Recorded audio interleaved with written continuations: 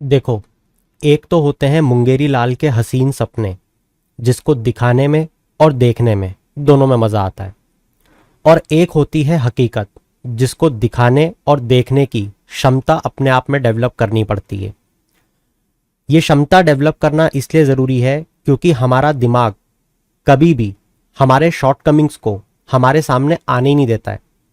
जब भी वो किसी चीज़ को देखता है तो वो यही सोचता है कि मैंने अभी इस टॉपिक को नहीं पढ़ा है, शायद इसीलिए मैं इस क्वेश्चन को अभी समझ नहीं पा रहा हूँ या फिर समझ नहीं पा रही हूँ।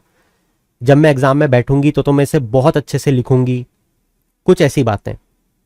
मगर हकीकत यह है कि वो स्टेज कभी भी नहीं आएगी अगर आप आज से शुरुआत नहीं करोगे। If you have not started yet writing answers for the mains, you are already late, and if you don't start right away, you will get too late. अगर आपने अभी तक अपने यूपीएससी मेंस के आंसर्स को लिखना शुरू नहीं किया है तो आप ऑलरेडी लेट हो, क्योंकि आपका कॉम्पिटिटर तो लिख रहा है और सिर्फ लिख नहीं रहा है, घिस रहा है। तो अभी आप लोगों को डिसाइड करना है कि ख्वाबी पुलाव ही पकाते रहोगे या हकीकत का सामना भी करोगे। Mark my words, no one is bothered about your success, no one, if you are not. अगर आप खुद की सक्सेस के लिए खुद नहीं जूझोगे तो किसी को नहीं पड़ी है कि वो आपको आईएएस और आईपीएस बनाए।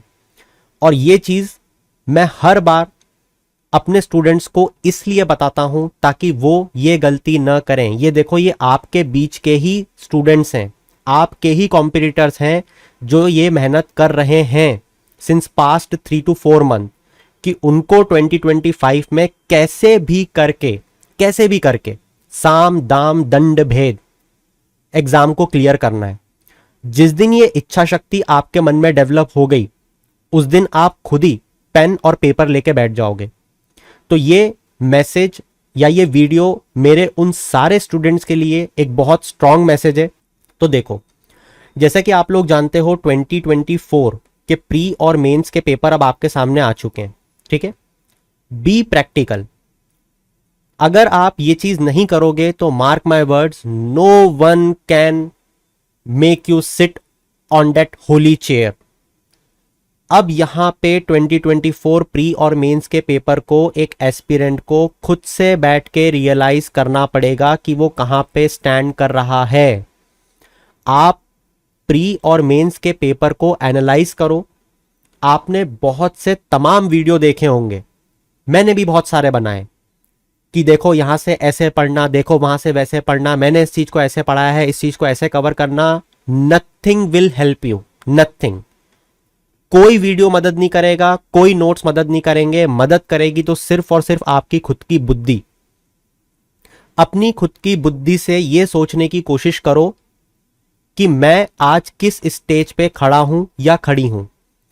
और ये स्टेज आप खुद से समझ पाओगे अगर आप प्री और मेंस के क्वेश्चन को बहुत बहुत कीनली ऑब्जर्व करोगे। अब ऑब्जर्व करने का मतलब क्या होता है? सिर्फ उसे देखना नहीं। ऑब्जर्व करने का मतलब ये होता है, अगर मैं मेंस के क्वेश्चन का एग्जांपल लूं तो लेट सपोजिटली आपने एक पीवाईक्यू को खोला, ये है पीवाईक्यू। आप यहां पे देख रहे हो कि इस क्वेश्चन में क्या पूछा है, how will melting of Himalayan glaciers have far reaching impact on the water resources of India. ये आपने क्वेश्चन पढ़ा।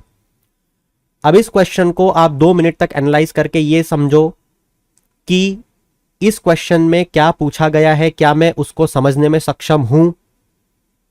हां तो यहां पे अपने वर्डिंग्स में अंडरस्टैंडेबल क्वेश्चन टू मी ऐसे करके लिख लो साइड में। नेक्स्ट स्टेज, क्या इसको समझने के बाद मेरे पास कोई भी 5 कीवर्ड हैं जो मुझे पता है कि इस क्वेश्चन में आने चाहिए। उसको लिखो 5 कीवर्ड को। कैसे? ऐसे, जैसे देखो, इसने ग्लोबलाइजेशन का एक टॉपिक पकड़ा। उस ग्लोबलाइजेशन के टॉपिक में जो पर्सनल फ्रीडम और रिलेशनशिप विद फैमिली पे क्वेश्चन आया था, इसने कीवर्ड लिखे। सिर्फ कीवर्ड, मत लिखो पूरे आंसर, उसमें बहुत टाइम लगता है ना, मत लिखो।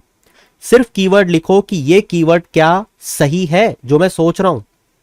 एक बार ऐसे कीवर्ड लिख के फिर मॉडल आंसर देखो, आपको हर जगह मॉडल आंसर मिल जाएंगे। देखने की कोशिश करो कि आपने क्या सही इंटरप्रेट किया था क्वेश्चन को। जिस चीज को आप लिखना चाह रहे हो कीवर्ड के थ्रू, क्या वो कीवर्ड आ रहे मॉडल आंसर में?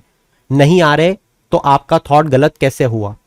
और अगर आ रहे हैं तो ऐसे कौन से कीवर्ड हैं जो आपसे मिस हुए, आप नहीं सोच पाए? जब आप इस तरीके से किसी भी मेंस के क्वेश्चन को एनालाइज करोगे तो आप ये सीख पाओगे कि आप किस स्टेज पे खड़े हो।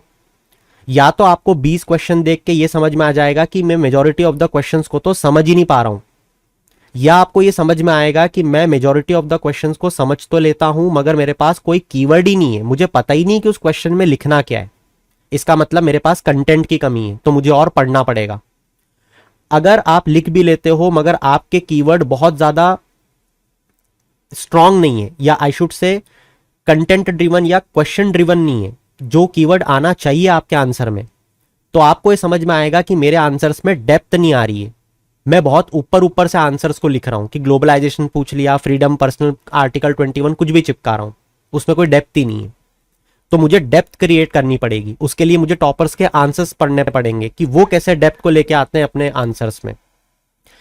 ये मैं सिर्फ आपको एक एग्जांपल दे रहा हूं और सिर्फ एक क्वेश्चन के थ्रू कुछ चीजें बताने की कोशिश कर रहा हूं, बट मेरा जो ऑब्जेक्टिव है वो बहुत ब्रॉड है और वो आपको समझ में आ रहा होगा। वो क्या है? वो आपको यथास्थिति को पता करना है कि आप कहां पे खड़े हो, और आपको यह पता करना है कि आपको अगर वहां पहुंचना है टॉपर की लिस्ट में, तो वो कैसे आप उस चीज को अटेन करोगे, और वो आएगी जहां आपकी यथास्थिति में आप खड़े हो, आपको कितना ट्रैवल करना है ये पता करके। अगर किसी स्टूडेंट को ये पता चल जाए कि मुझे इतना ट्रैवल करना है, तो वो उसके हिसाब से अपनी प्रिपरेशन, अपने टाइमिंग, अपनी मेथोडोलॉजी में बहुत सारे चेंजेस खुद से कर सकता है। क्या करना है वो हर स्टूडेंट खुद से जानता है, जो भी सीरियस है। उसे किसी बच्चों वाली चीज़ों की ज़रूरत नहीं होती है कि सुबह से रात तक का, उठने से बैठने तक का टाइम टेबल दिया जाए कि 2 घंटे पढ़ना, 1 घंटे सोना, आधी घंटे में खाना, 2 दिन में 1 बार नहाना। ये बच्चों का काम होता है। तो मैं उम्मीद करूंगा कि मैं जो मैसेज आप लोगों को देना चाह रहा था वो आप तक पहुंच गया है। आप लोगों को, जैसे मैंने अभी एक मेंस के क्वेश्चन के थ्रू एग्जांपल दिया कि आपको कैसे कीवर्ड लिख के इस चीज को देखना चाहिए, मैं आपको बहुत सारी चीजें बता सकता हूं, मगर मैं ऑलरेडी बहुत सारी जगह उन सारी चीजों को बता चुका हूं। आई होप सो आपने पुराने वीडियोस जरूर देखे होंगे, तो आपको और चीजें अच्छे समझ में आएंगी। तो बिल्कुल जैसे मैंने अभी आपको मेंस का एग्जाम्पल दिया, इसी प्रैक्टिस को आपको प्री के साथ भी करना है, ठीक है, over a period of time. जैसे जैसे आपको टाइम मिलता है, भले रोज 2 क्वेश्चन, 4 क्वेश्चन, 5 क्वेश्चन, बट रोज अपने आप को आगे बढ़ाओ कि मैं प्री के क्वेश्चन को क्यों सॉल्व नहीं कर पा रहा हूं, क्या मैं इंटरप्रिटेशन गलत कर रहा हूं। अपनी गलतियों को फाइंड आउट करना शुरू करो। कहने का सिर्फ ये मतलब है, और वो सिर्फ और सिर्फ PYQs के थ्रू ही आपको चीजें समझ में आएंगी। और जब तक आप खुद के साथ टाइम को स्पेंड नहीं करोगे, खुद और PYQ, जब तक आप उस चीज को अटेन नहीं कर पाओगे, आप इधर से उधर सिर्फ और सिर्फ भागते रहोगे।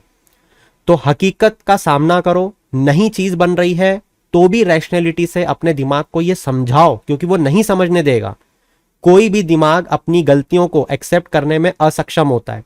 उसे सिखाओ कि रैशनैलिटी ये बोलती है कि इस क्वेश्चन को हम नहीं जानते, ना समझ पा रहे, ना हमारे पास कंटेंट है। तो अब मुद्दे की बात यह है कि जब हमें पता चल गया, इसका मतलब ग्राउंड वाटर के बारे में हमको चीजें पढ़ना पड़ेंगी, ठीक है। और भी बहुत सारी बातें मैं आप लोगों को बता सकता हूं, जैसे कि प्रीलिम्स को मेन से कनेक्ट करो, वो सारी बातें अलग है। ऑब्जेक्टिव सिर्फ एक शब्द पे था इस पूरे छोटे से वीडियो का, कि शुरू करो।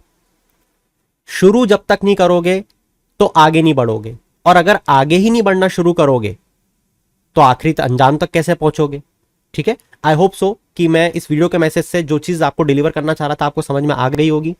और फिर से मुझे क्लास में वापस से आपको ये चीज़ नहीं समझाना पड़ेगी कि लिखना शुरू करो और किस तरीके से एनालाइज करना है, इसको शुरू करो। That's it from my side for this particular video. Will meet you soon, till then keep shining, have a good day.